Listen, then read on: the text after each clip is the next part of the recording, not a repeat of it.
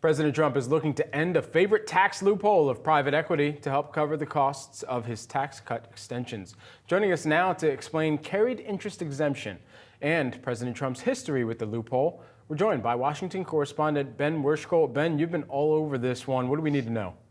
Hey, Brad. Yeah. So this came out of a 5-hour meeting that President Trump had with Republican lawmakers yesterday at the White House, where they're really just trying to hash out their overall tax approach. And this carried interest deduction you mentioned is on the list here. This is obviously, as you mentioned, a kind of favorite of the hedge fund and private equity industry, as it allows investment managers to pay a capital gains rate, which is much lower than a regular wage rate for their compensation. So it's closely guarded in that world. In terms of the response to this was quickly hailed by Democrats, who actually have a bill in Capitol Hill that they were introducing just yesterday as well to get rid of this deduction as well, because that's been a focus for them. It's a bit more of an uphill climb for Republicans, and the private equity industry has also weighed in to say that reforms that were done in the 2017 Tax Cuts and Jobs Act kind of found the right balance, is the way they're phrasing it, and that's what should be continued, not a sort of wholesale removal of this deduction.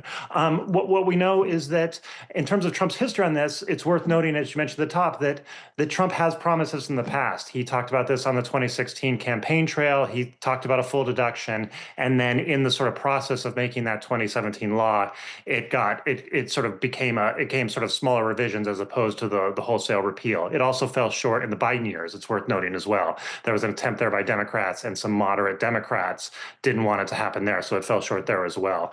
House Speaker Mike Johnson was one of the attendees yesterday, and he says that there's going to be a kind of a wholesale Republican plan by this weekend. We'll see if they can make that deadline, and how much detail and whether this deduction remains in there through this weekend in what's going to be a kind of weeks and weeks of debate on taxes. And I know you mentioned that he had talked about it and had been discussed, and something that was widely covered during the first administration. Although I don't believe we did hear much about it, if anything about it, right, on the campaign trail. It seems like this is a bit of a surprise then to the PE market. And I guess what are you hearing there, just in terms of the business leader response?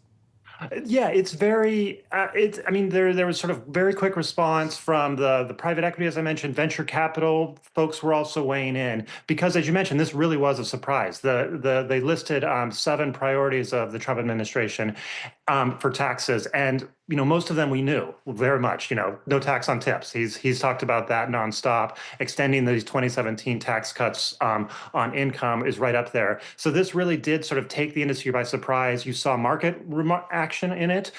Some private equity firms, fell right when that news came out. So I'd say the overall answer to your question is a surprise here, and then a question of kind of how real is this, which we should know pretty quickly in the next few days. Ben, how tough is it going to be for him to get some of those Republican lawmakers on board with it?